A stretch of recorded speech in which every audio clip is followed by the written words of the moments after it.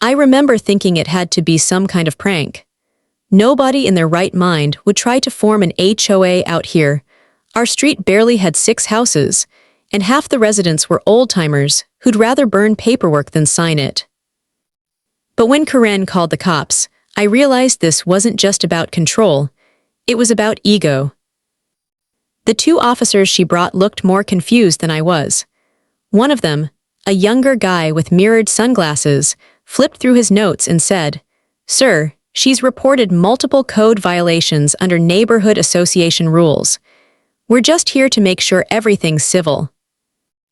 I looked him square in the eye. "Officer, there is no neighborhood association. Check the county records if you don't believe me." He glanced back at Karen, who stood there with her arms crossed, her face frozen in that smug half-smile people wear when they think the law on their side. "Sir," she said, "we have the authority to enforce community standards. You're disturbing the harmony of the neighborhood." I had to bite back a laugh. Harmony.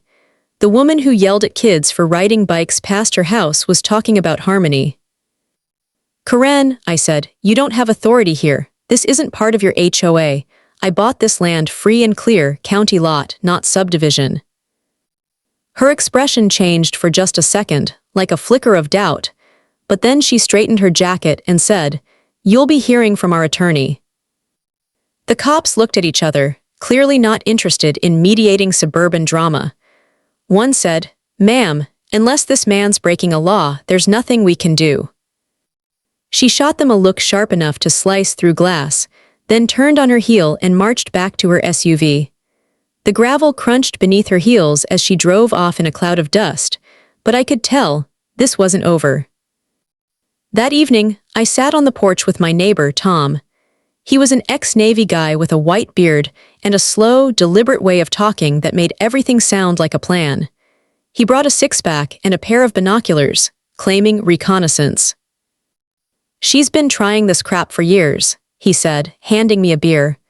"She once fined old man $200 for having a rooster. Thing is, doesn't even own chickens." We both laughed, but there was tension under it. Karen had power, not legal power, but social power. She bullied people until they gave up. Tom leaned forward. "You better keep your papers straight. She'll start digging. Permits, zoning, drainage reports, anything she can twist." Sure enough, the next morning I found another yellow envelope on my fence post. No postage. Hand-delivered. Violation 7. Unauthorized structure, dock expansion without HOA approval. Fine, $250. I looked over at my dock. Same one I'd built 6 months ago. Nothing changed except maybe a seagull sitting on it. Then I saw her again, standing across the road, phone in hand, snapping photos. She didn't wave, didn't smile, just stood there, documenting my life like she was building a case file. By the end of the week, my mailbox looked like a legal dump site. Every day, another notice, another fine. The total climbed into 4 digits. My buddy Mark from the zoning office called after I sent him pictures. "Dude," he said, "this isn't just overreach, this looks illegal. HOAs can't just annex land and start collecting fees. That's fraud if they're taking money or enforcing fake ordinances." That word, fraud, stuck with me. Mark told me to sit tight. Don't pay her, don't sign anything. Let the city inspectors handle it.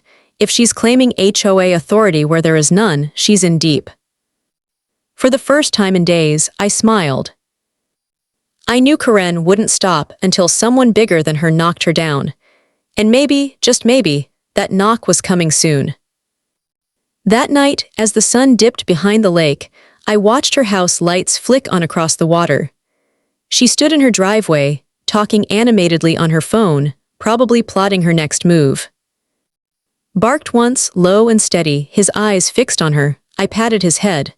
"Don't worry, boy," I said. "Let her dig, she doesn't realize she's standing on her own trap." Because if there's one thing I've learned living in a small town, it's this. When someone tries to control everything, they usually end up exposing themselves. And Karen, she was about to find out what happens when the city finds your HOA isn't real. 2 mornings after that talk with Mark, I was halfway through sanding the deck rail when my phone buzzed. Unknown number. Normally, I'd let it go to voicemail, but something in my gut told me to answer. Mr. Walker, the voice was professional, crisp female. This is Rachel Davis with the City Zoning and Compliance Department. I'm following up on your report regarding the Homeowners Association. Finally, someone from the city was calling. Yeah, I said, wiping sweat off my forehead. That HOA been harassing me for weeks, but from what I know, they don't legally exist. There was a short pause on the line. Then she said, That's exactly what we're trying to confirm. I heard typing in the background. Rachel continued, According to our records, the HOA dissolved 5 years ago after failing to renew its nonprofit charter. They're not authorized to collect dues, issue fines, or enforce property restrictions.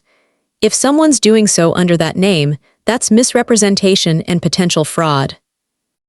I felt a grin creeping across my face.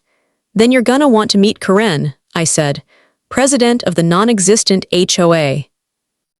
Rachel chuckled softly.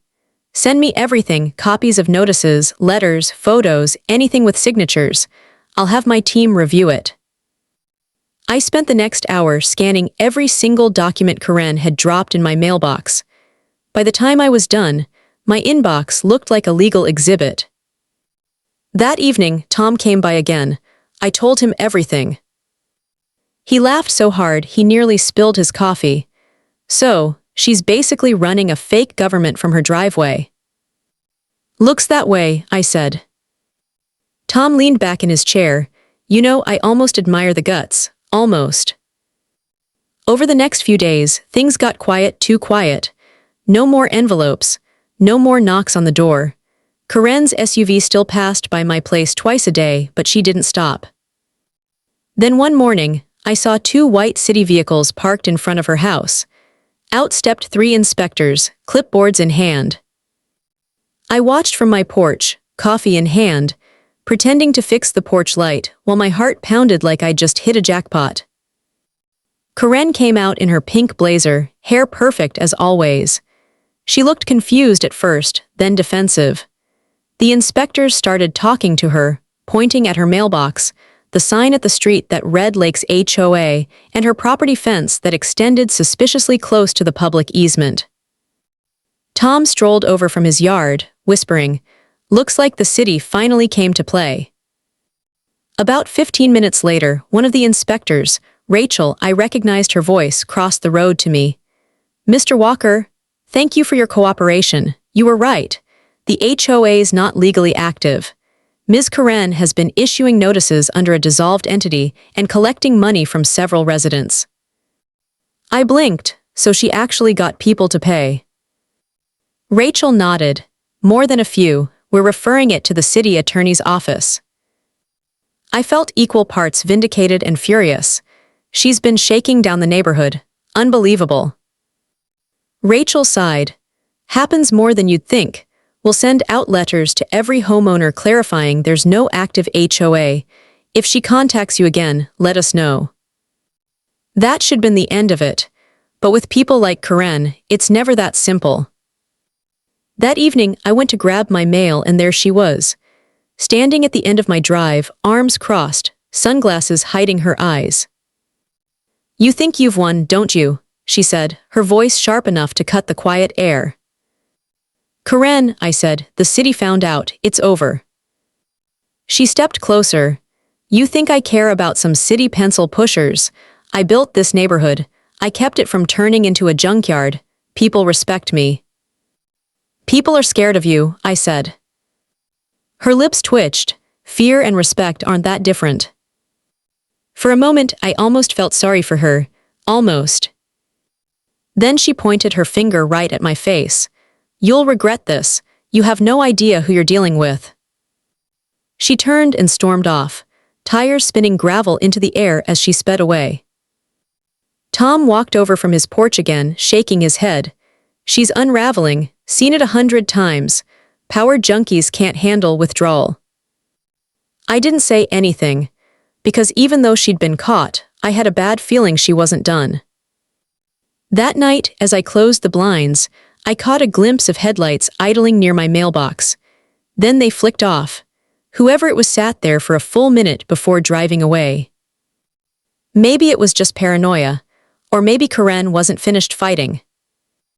Either way, I knew one thing: this wasn't just an HOA feud anymore. It was turning into something darker. And if she thought I'd roll over now, she didn't know me at all. For a few days, the lakefront went dead quiet. No notices, no arguments, not even Karen's usual morning jog past my property with her clipboard. I almost started to believe the storm had passed. Almost. Then one evening, right as the sun dipped behind the ridge, I caught something strange. My trash cans, lined up neatly that morning, were tipped over, garbage spread across the driveway like someone had kicked through them. Growled low from the porch, hackles raised. I cleaned it up, chalked it up to raccoons. But deep down, I knew better. The next morning, my mailbox was gone. Not damaged, gone. The post had been cleanly sawed through. Someone had taken it. That was Karen's first message. I called the sheriff's office and filed a report. The deputy, a big guy named Harlan, shook his head as he wrote it down. "You'd be surprised how many of these start over HOA nonsense," he said. "You got cameras." I didn't then, but I did that afternoon. By evening, I'd mounted 2 trail cams, one facing the road, one aimed at my dock. The next few nights were calm, but on the 4th, the footage caught something. A shadowy figure in a long coat, walking up my driveway around midnight. She stopped by my truck, bent down, and then disappeared off frame. When I checked my truck the next morning, the tires were flat, all 4. I took the SD card straight to the sheriff's office. They couldn't make out a face, but the height, the build, the outline, it all screamed Karen. Deputy Harlan frowned. "She's playing a dangerous game, we'll keep an eye out." I thought that'd scare her off. It didn't. The following weekend, my property was suddenly the center of attention. 3 unfamiliar cars pulled up, people I'd never seen before, snapping pictures, walking around, pointing at my boat and my deck. When I asked what they were doing, one woman said, "Karen told us this area's under HOA review. She said you're facing demolition for code violations." I laughed out loud. "Lady, the HOA's not real." She just shrugged. "She said you'd say that." That's when I realized Karen wasn't trying to enforce rules anymore. She was trying to destroy my reputation. I called Tom that night. He came over with a folder full of printouts. "Look at this," he said, sliding them across my table. It was a Facebook group called HOA Community Updates. Every post was written by President Karen, and nearly everyone was about me. Unauthorized structure under investigation. Resident refuses to cooperate with neighborhood regulations. Possible environmental hazards near property. My name wasn't mentioned, but everyone knew who she meant. Tom whistled. "She's rallying her little army, classic smear campaign." I didn't reply. I was too busy watching a new post she'd just made, of my dock, taken from across the water. The caption read, "Unsafe, unlicensed, and a danger to our community." That's when I stopped trying to ignore her. I called Rachel from zoning. She sounded frustrated but calm. "We've had multiple complaints come in this week," she said. "All from the same email address, hers. We're logging everything. Don't respond publicly and don't confront her directly. The city attorney's building a case." That night, I decided to make sure Karen knew I wasn't scared. I set up floodlights along the drive, installed motion sensors, and made sure every camera had a clear view. At 2:17 a.m., one of the sensors tripped. I watched the live feed. A figure was walking along the edge of my fence again in that same coat. But this time, she wasn't alone. Someone else was with her, shorter, carrying a flashlight. They stopped near my property marker, whispered something, and then disappeared into the trees. I didn't sleep the rest of the night. By morning, I'd made up my mind, no more waiting for the city. Karen wanted to play dirty, fine, I'd play smarter. I called a private investigator. His name was Cole. Ex-cop, quiet voice, looked like he'd seen too much to be impressed by HOA drama.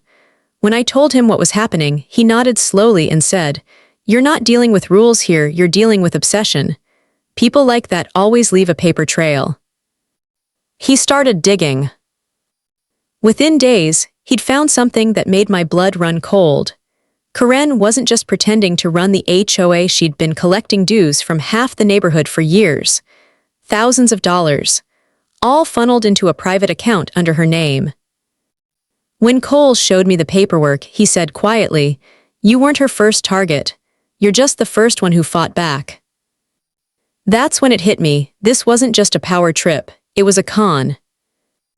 And if she was willing to call cops, slash tires, and stalk my property to keep her scheme alive, she wouldn't stop until someone stopped her. I looked out over the lake, the water calm, the reflection of her big two-story house shimmering across it. It was time to expose her, for good. Cole worked fast. Within a week, he had a binder thick enough to make a lawyer sweat. Every receipt, every fake invoice, every email Karen had sent pretending to be the HOA board. She'd even forged digital signatures from people who'd moved away years ago. But what struck me most was how long she'd been doing it, 5 years.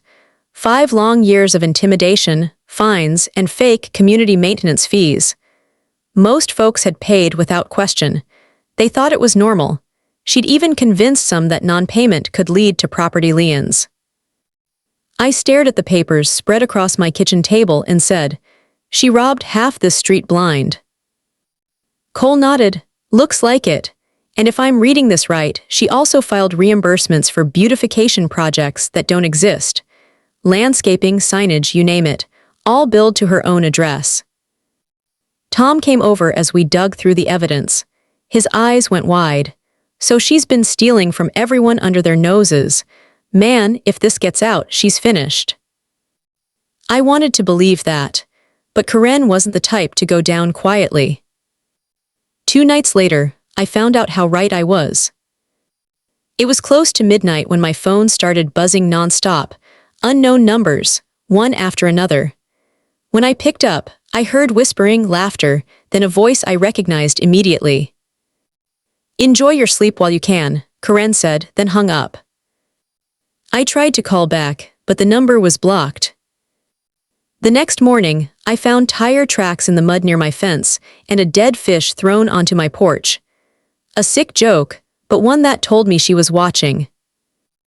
I filed another report with the sheriff. Harlan looked tired when he came out.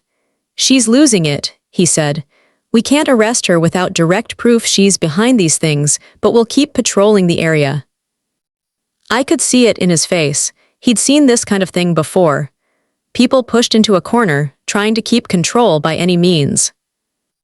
That afternoon, Rachel from zoning called again.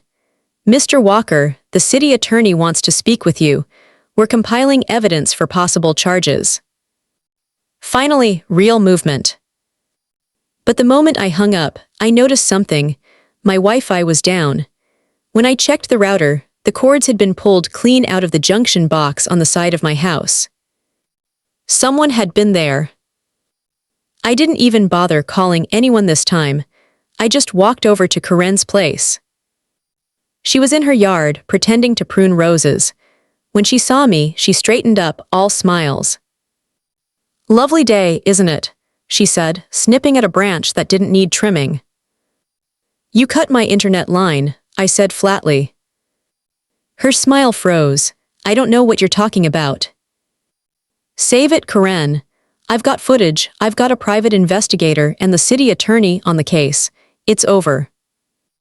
For a long moment, she said nothing. Then she leaned closer, lowering her voice. "You think anyone going to care? You're just one man, I've built this place. People listen to me." "Not for long," I said. "Not after they see your bank records."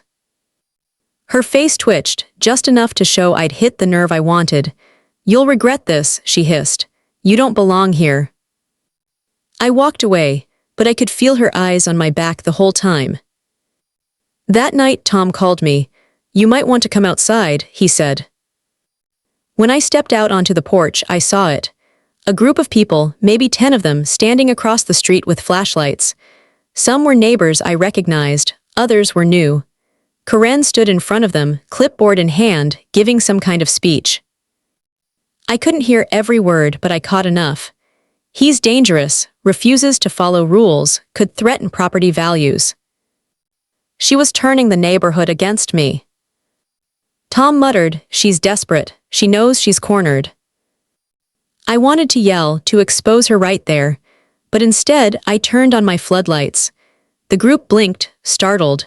Karen's voice faltered for a second before she glared up at me. I said nothing, just stared back. Eventually, one by one, they left. Only Karen stayed for a moment longer, then she turned and walked off into the dark. The next morning, Cole called. His voice was calm but firm. "She's breaking. My contact at the county courthouse says she's been making calls, trying to block the investigation. But it's too late. They've already sent the case to the district attorney." I exhaled slowly. It was finally happening. But as I hung up and looked across the lake, I couldn't shake the feeling that Karen still had one last move left. She built her little empire on lies, and when liars fall, they don't fall quietly. I thought the worst was over. The city attorney had everything, proof of the fake HOA, records of the money, even witness statements from neighbors who'd been paying her. I figured Karen would either lawyer up or skip town. But Karen didn't run, she fought back. It started the following Monday morning. I was sipping coffee on the porch when a white SUV pulled into my driveway. A man in a crisp suit stepped out, holding a briefcase and a stack of papers. "Mr. Walker," he asked, "you've been served." I blinked. Served for what? He handed me a thick envelope. "Defamation of character, harassment and slander," he said, then turned and walked back to his car before I could even respond. I tore open the envelope. Inside were 30 pages of legal nonsense, all filed by Homeowners Association, represented by President Karen Hastings. Tom came over as I flipped through the pages. "You've got to be kidding," he muttered. "She's suing you now." "Apparently," I said, "for ruining her reputation." Tom laughed under his breath. "Buddy, she's the only one doing that." But the more I read, the more I realized what she was doing. It wasn't about winning. It was about stalling. She wanted to delay the city's case against her by claiming she was the victim. The city attorney, Rachel, called me that afternoon. "Don't panic," she said. "Her lawsuit won't hold up. It's a classic retaliatory move. But we can't proceed with criminal charges until this civil suit is dismissed. That's how she's buying time." I rubbed my temples. "She's good at this. She's been doing it for years." Rachel sighed. "She won't be for much longer." But Karen was just getting started. That night, the Facebook group she ran, HOA Updates, blew up. She posted screenshots of the lawsuit claiming I waged a smear campaign against her. She called me a disruptive influence and possible threat. Comments flooded in. Some defended her. Others, the ones who knew me, called her out. Then came the kicker. She posted a picture of my property from an angle that could only have been taken by someone trespassing. The caption read, "Evidence of environmental contamination, pending city review." That was it. She was accusing me of polluting the lake. I didn't even sleep that night. I sent every screenshot to Cole and Rachel. They both agreed Karen was desperate. When people lose power, they reach for chaos. The next morning, I woke up to find a city truck parked near my dock. 2 inspectors were walking the shoreline, holding clipboards. One of them called out, "Sir, we received an anonymous complaint about chemical runoff from your property. Just a routine check." I laughed loud, almost manic. "Let me guess, anonymous means Karen." They didn't deny it, but they went through the motions, tested the soil, and left after 20 minutes. When I called Rachel, she confirmed what I already knew. "We know it's her," she said. She's trying to flood us with false reports to bury the real case. Tom came by that evening, watching me pace the porch. "You're handling this better than I would," he said. "I'm not sure I am," I said. "She's dragging this out, and now half the town's whispering again." He set down 2 beers. "Then give them something to talk about." That gave me an idea. The next morning, I called a local reporter, someone who covered community news and small-town corruption. Her name was, and when I told her about the fake HOA, the fraudulent fees, and the city investigation, she said, "If you can prove this, it's a front-page story." I sent her everything Cole had found, she et al. A week later, the headline hit the paper. "Fake HOA exposed in. President collected thousands from homeowners under defunct charter." Karen's name was right there in bold print. By noon, the whole town knew. The city attorney issued a public statement confirming the investigation, and by evening, the comments on her Facebook group had turned against her. One by one, her followers disappeared. The group went silent. Tom showed up on my porch holding the newspaper, grinning. "Guess she won't be holding any more HOA meetings." I smiled, but something in me stayed uneasy. "You think she's done?" Tom's grin faded. "People like her don't quit, they snap." That night, I found out what he meant. At 1:43 a.m., I woke to the sound of glass breaking. I ran to the window and saw flames flickering near my dock. Someone had set my boat on fire. And standing on the road, silhouetted by the blaze, was a figure I recognized instantly. Karen. She watched for a moment, then turned and disappeared into the darkness. The moment I saw those flames, I didn't think, I just ran. The dock was engulfed in orange light, the reflection rippling across the black water. My old fishing boat, the one my dad left me, was burning like a torch. The smell of gasoline hit my nose before I even got close. I grabbed the hose and started spraying, but it was useless. The fire had already spread across the wooden planks. Tom came running from his house next door barefoot, a fire extinguisher in one hand and his phone in the other. I called 911. He shouted over the crackling flames. "They're on their way." The 2 of us worked the hose and extinguisher together, choking on smoke, until the fire trucks arrived. By the time the firefighters took over, my dock was half gone and my boat was nothing but a melted frame. The chief came up to me as they doused the last embers. "You got enemies, sir." I looked toward the tree line where Karen had been standing just minutes ago. "Yeah," I said. "One, and I think she's finally lost it." They took my statement, wrote up a report, and promised to send an arson investigator in the morning. Tom stayed until nearly dawn, sitting on the tailgate of my truck while we watched the lake turn in the first light. "She's crossed the line," he said quietly. "You can't play defense anymore. It's time to hit back." He was right, but when the investigator showed up later that morning, I didn't expect what came next. The man was tall, clean-cut, with a calm but sharp way of speaking. "Name, Ben, Fire Marshal," he said, flashing a badge. "Heard there's been some neighborhood trouble." I gave him the full story, the fake HOA, the lawsuit, the false reports, and the city investigation. He didn't interrupt, just took notes. Then he walked the length of the dock, crouched near the edge, and sniffed the air. "Smells like accelerant," he said. "Gasoline probably, we'll take samples." He stood up and turned toward me. "You said you saw someone." "Yeah, Karen Hastings. She was standing right there," I said, pointing to the road. He nodded. "You sure it was her?" "Positive." He closed his notebook. "Then you'll want to come down to the station later. We'll take an official statement. But something tells me we're about to find a whole lot more than just arson." By afternoon, 2 police cruisers rolled down lane and stopped at Karen's house. Tom and I watched from across the street as they knocked on her door. She didn't answer, but through the blinds, I saw movement. She was inside. They went around back, came out again, then one officer started writing something on a clipboard. "They're serving a warrant," Tom whispered. Sure enough, 10 minutes later, Karen stepped out in her robe, shouting and waving her arms. I couldn't hear her words, but I could guess. Denial, excuses, victimhood.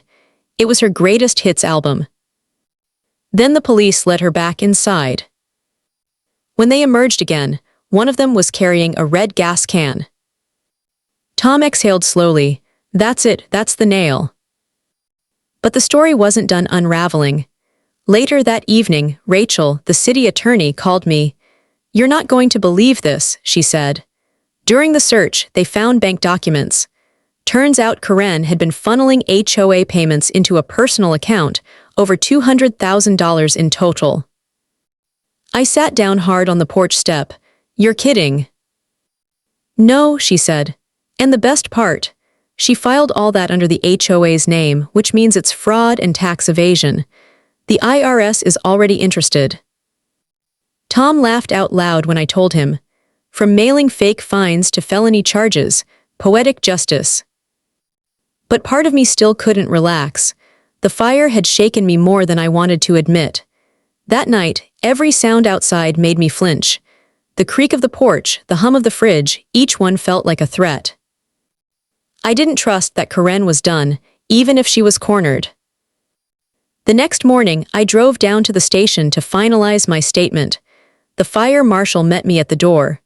"Good news," he said. "We confirmed gasoline residue on your dock and on the gas can from her garage. It's the same chemical composition. So she's going to jail." He nodded. "Soon. The DA's filing charges for arson, fraud, and obstruction. She won't be seeing daylight for a while." I left the station and sat in my truck for a long time, watching the morning traffic. I should felt relief. Instead, I felt hollow. Karen had burned down more than a dock. She'd burned through every bit of peace this neighborhood used to have. People were walking on eggshells, unsure who to trust.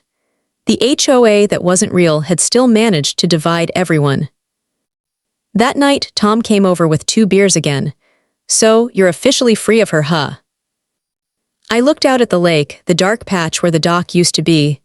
"Almost, but you know what's funny? Even with her gone, I keep thinking there's more to this, like someone helped her."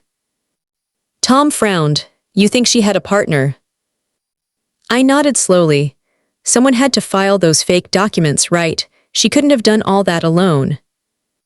He looked uneasy. "You might be right, but whoever it was, they're quiet now."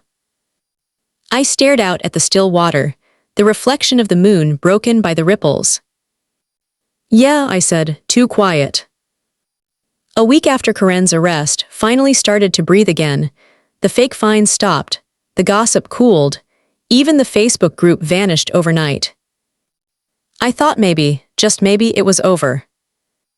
Until one morning, a thick envelope showed up in my mailbox. No return address, no postage stamp, just my name, written in careful, deliberate handwriting. Inside were photocopies of documents, bank transfers, emails, HOA letters, all signed not only by Karen Hastings, but by another name. Approved by Treasurer Daniel M. Porter. Daniel Porter. I didn't know the name, but one of the emails stood out. It was sent to Karen 6 months before all this started. "Keep the funds under the HOA name for now. I'll handle the filings. Don't draw attention." So she wasn't working alone. Someone had been keeping the books clean, laundering her fraud through fake filings. I drove straight to City Hall and showed the documents to Rachel. She scanned them, her eyes narrowing. "This changes everything," she said. "Daniel Porter's a name I recognize. He's a municipal clerk in the zoning department." My heart sank. "You're saying someone in City Hall was helping her?" Rachel nodded grimly. "If this is real, it explains how she got away with it for so long." That night, I couldn't sleep. Every time I closed my eyes, I saw Karen's smug grin and imagined some bureaucrat behind a desk helping her pull the strings. The next day, I met Cole at the diner. He'd been quiet since the fire, but when I slid the documents across the table, his expression darkened. "I know that guy," he said. "Porter, used to work in property records, got promoted to zoning last year. He was the one who approved Karen's bogus HOA maps."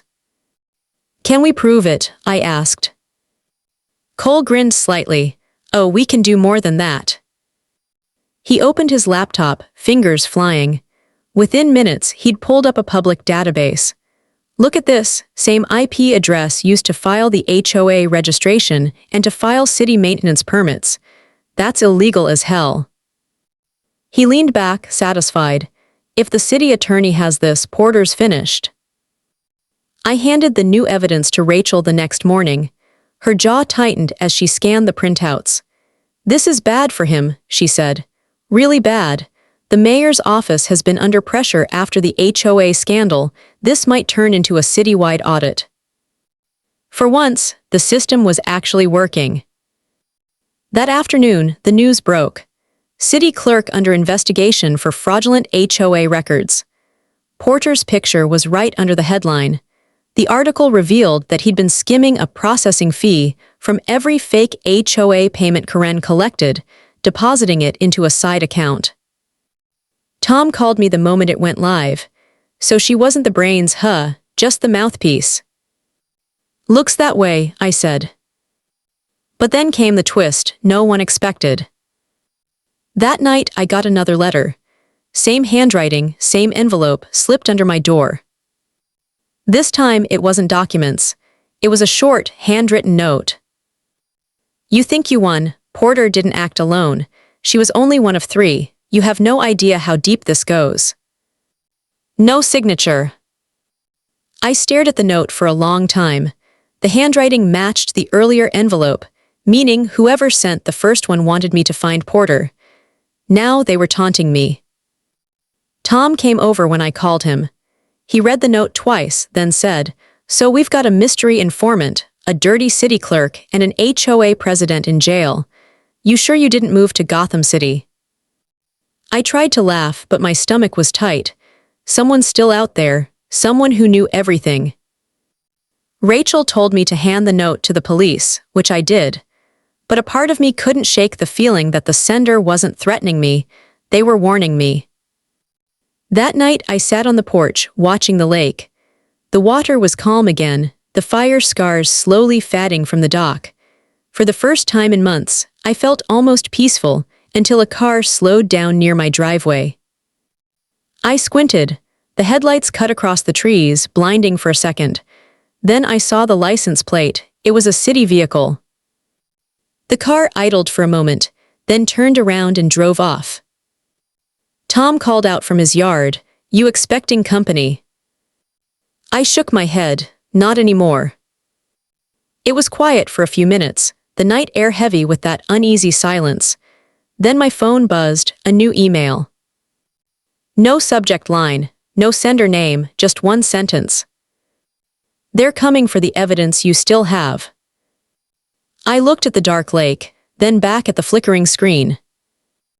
The HOA battle had started with a few fake fines and a power-hungry woman, but now it had grown into something far bigger. Something that reached into the city itself. And I wasn't done fighting. Not yet.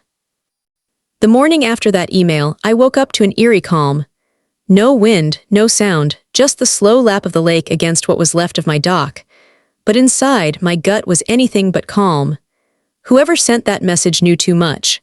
They knew I still had copies of every document, every screenshot, every bank file Karen and Porter had touched. I wasn't about to wait for them to come get it. By 8 a.m., I was in my truck, driving straight to City Hall. Rachel met me at the back entrance, her expression tight. "You got the message too?" she asked. My blood ran cold. "You mean someone emailed you?" She nodded, holding up her phone. "Same line, they're coming for what you have." That confirmed it. We weren't paranoid. Someone was trying to bury the evidence before the city could finish the investigation. We made our way to the mayor's conference room, where the council and investigators had gathered for an emergency session. The mayor, a tired-looking man with hair and a coffee cup permanently glued to his hand, looked up as we entered. "Walker, right. You're the homeowner who kicked off this whole mess." "Guess that's me," I said. He motioned to the seat beside Rachel. "Well, son, you might just saved this city from a full-blown corruption scandal." Across the table sat the fire marshal, Ben, flipping through a binder. "We've got proof of arson, fraud, tax evasion, and internal tampering with city files," he said. "But someone's been cleaning records overnight. Digital traces are vanishing from the zoning server." Rachel turned to me. "That's why we called you in. Your copies might be the only ones left." I slid the USB drive across the table. "Everything's here: emails, bank logs, internal memos, and I made backups." Ben gave me a short nod. "Smart move." As they plugged it in and projected the files on the big screen, the room went silent. There it was in black and white. Fake HOA permits, maintenance fees funneled into personal accounts, and most damning of all, city-level approval stamps with Porter's login ID. But one name caught my attention, a signature that appeared across the earliest documents.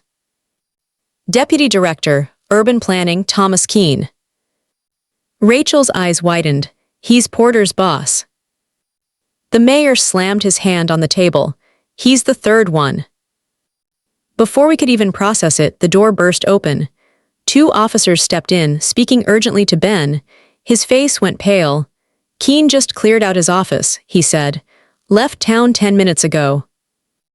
The mayor stood. "Get a bolo out now." Within an hour, every department from the county sheriff to the state investigators was involved. And by noon, they had him, caught trying to cross the state line with a briefcase full of cash and city IDs. The next day, the story broke wide open. City scandal exposed. 3 arrested in massive HOA fraud scheme.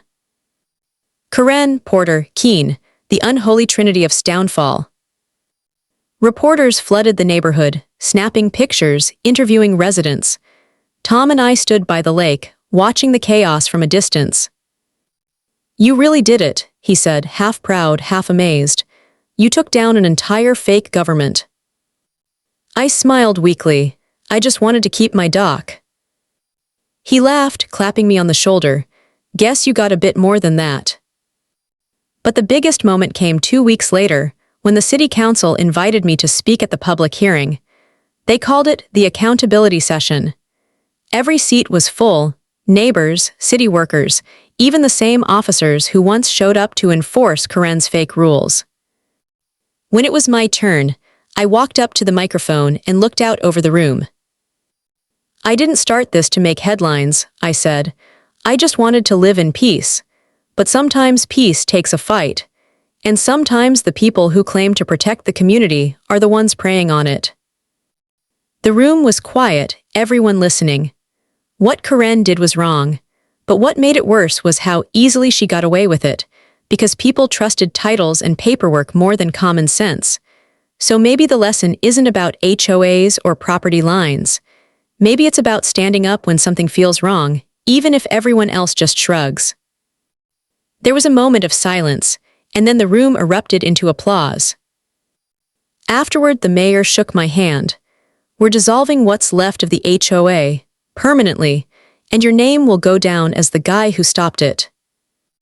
Outside, the air felt lighter. The lake shimmered under the afternoon sun, the water calm again. Tom joined me at the edge of the parking lot, holding 2 coffees. "So what now?" he asked. "Gonna rebuild the dock?" I nodded. "Yeah, this time maybe add some floodlights and a no trespassing sign."